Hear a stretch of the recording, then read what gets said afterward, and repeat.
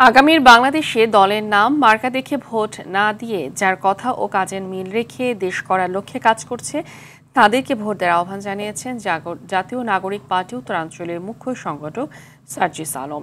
তিনি জানান, অন্যায়, জুলুম, সিন্ডিকেট এগুলোর বিরুদ্ধে এনসিপি সর্বদা প্রতিরোধ গড়ে তুলবে।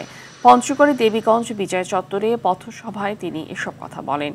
এর আগে সৈয়দপুর বিমানবন্দরের সাংবাদিকদের জানান, সেনাপ্রধানের সাথে বৈঠক নিয়ে কোনো মতবিরোধ নেই এবং আওয়ামী লীগকে নতুন নামে ফিরিয়ে আনার প্রচেষ্টা যেন কেউ না করে।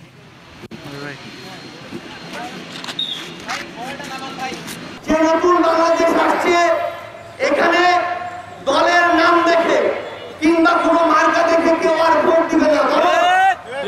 কোন লোকটা কেমন, কে কেমন কাজ করছে, তার কথার সাথে কাজের মিল কেমন, এই জিনিসগুলো দেখে আগামীর বাংলাদেশের মানুষ